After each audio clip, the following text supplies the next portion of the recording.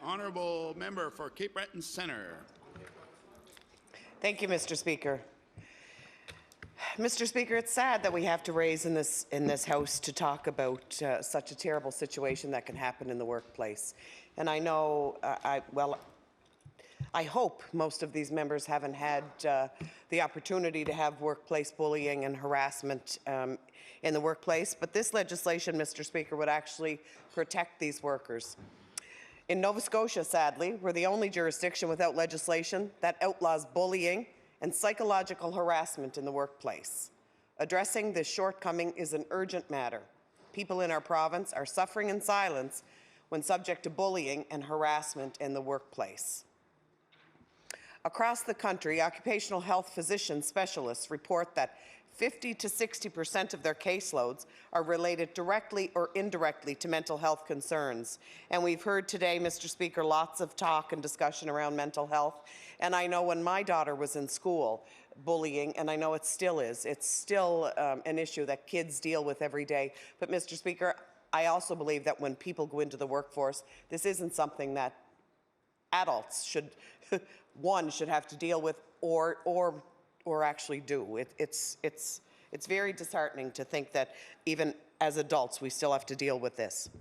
In Nova Scotia, we don't have any data on this matter because we don't follow it, Mr. Speaker, because bullying and psychological injury in Nova Scotia are not covered by our legislation.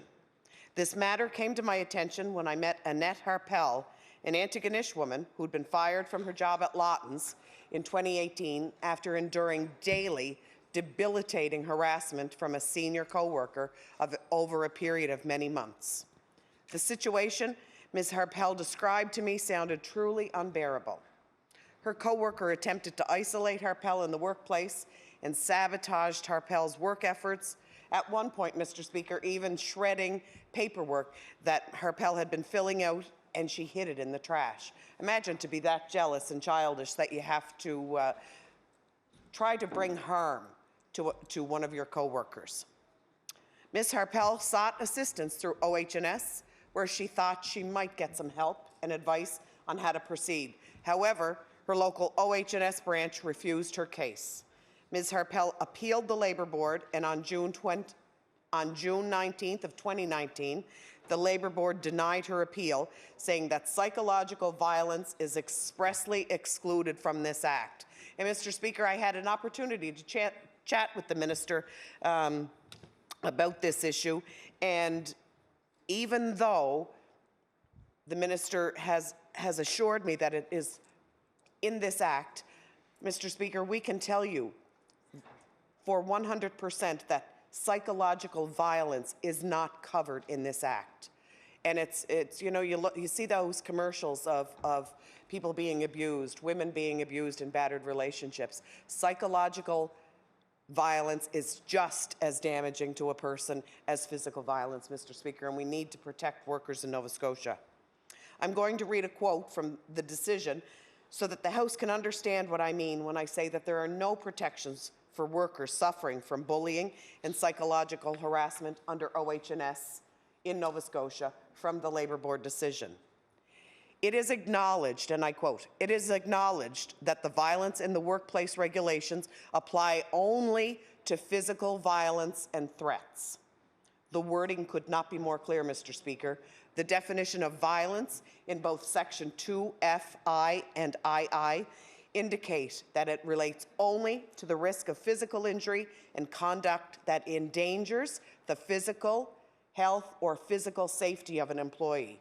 Mr. Speaker, psychological violence, psychological safety of each and every person who goes to work in Nova Scotia should be of the utmost importance of this government. And the fact that we have to even debate this, that this isn't a bill like I would like to call a gimme. Like, what cost is this to the government? What downfall is this to the government? Only to show that we together are looking out for the psychological well-being of each and every employee in this province. I lost my spot. The regulations recognize violence as an occupational health and safety hazard, but they clearly do not encompass the other physical threats, behaviors, and conducts. This is significant in that it indicates that where regulators wished a particular type of conduct to be subject to regulation, they said so clearly. And Mr. Speaker, we in this House should say clearly that bullying and psychological harm to anybody in Nova Scotia should not be tolerated.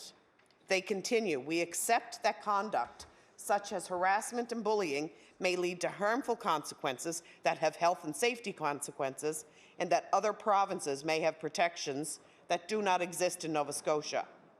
However, the decision to broaden the scope of protection to include psychological violence under OH&S legislation is ultimately a legislative policy judgment, which is beyond the role of a statutory tribunal as the Labour Board, end quote. So,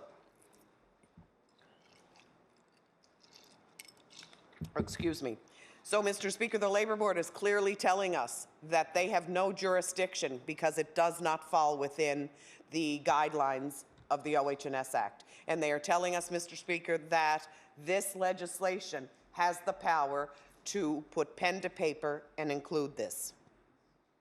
Ms. Harpel may have had a chance of winning her workplace bullying case in another province. So if she worked in another province, she would have been protected. That, Mr. Speaker, is a disgrace. But she didn't have a shot here in Nova Scotia because Nova Scotia provides no protection for people in her situation. Had psychological injury been covered by our OH&S Act, Ms. Harpel would have had access to a number of avenues for drawing attention to the hazard in her workplace and addressing the unsafe environment where she spent her working hours. Not to mention, Mr. Speaker, how many people are continuing to be bullied and psychologically harassed in that workplace. The bully in her workplace was known to management. Under OH&S, she would have had the right to know about this situation.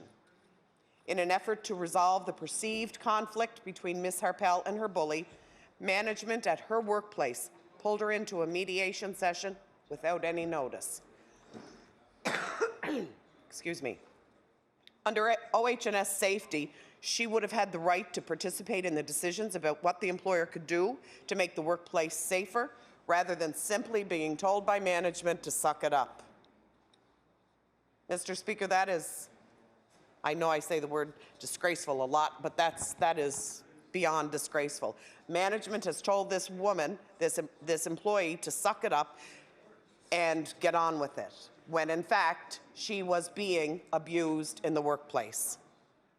Instead of sustaining psychological injuries because she was afraid of losing her job under OH&S, she could have had the right to refuse, Mr. Speaker, which is the right of every employee who feels unsafe at work, that they can use their right to refuse. But because Ms. Harpel is a single person, she was in fear of not going to work because she needed the money, and she did not have the protection of OH&S as a right to refuse unsafe work. She didn't have access to any of those rights because bullying and psychological injury are explicitly exempted from our OH&S legislation in Nova Scotia. So psychological injury and bullying is exempt from our legislation. So we need to think about that on all sides of this House, and if it was somebody that you represent, somebody in your family, a child, an adult, it doesn't matter. It is 2019, Mr. Speaker, and nobody should be afraid to go to work. People go to work not because they have nothing better to do. People go to work because they need to feed their family, and they should not have to be put in danger. And again, Mr. Speaker, I will say that danger doesn't just come with the threat of violence or shows itself with a bruise. Mr. Speaker, psychological violence is just as damaging as somebody who has a broken arm. We are the only jurisdiction in Canada that retains this sort of provision. On this issue, we are dragging our heels, Mr. Speaker, and we need to realize that it is the 21st century. Nobody should feel unsafe at work. as legislators, it is our responsibility to ensure that what happened to Ms. Harpel does not happen to anyone else. It is pretty embarrassing, actually, to think that we are the only area that doesn't have this protection. I'm watching you.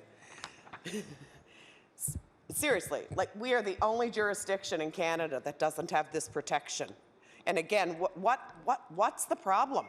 Why is this not a gimme? Why are we just not doing this? To show the people of Nova Scotia good faith that we have their concerns and their fears, and it's in their best interest, and excuse me, and in our best interest to look after these people. Adding the expanded definition of violence to our OH&S Act could provide the hundreds of Nova Scotians who face psychological harassment on the job with the means to address the hazard in the workplace. Mr. Speaker, why would we not want to provide Nova Scotians with this tool? There is no reason that this government, that this House, should not pass this legislation to protect each and every worker in this province. I urge this House to consider the issue with the seriousness it deserves and act quickly to bring Nova Scotia up to speed with the rest of the country on the prevention of workplace bullying and harassment. And again, Mr. Speaker, I will just end by saying that if it was your child, as mine had been early on, nobody would stand for that if a child was being bullied. So why, Mr. Speaker, should anybody face these same bullies who are injuring their psychological well-being while they are out trying to make a living in order to feed their family? Mr. Speaker, this is one of the easiest bills, one of the easiest pieces of legislation that I think that we could work together to pass, and I urge this House, let's do this session to show Nova Scotians that we actually care about their psychological well-being.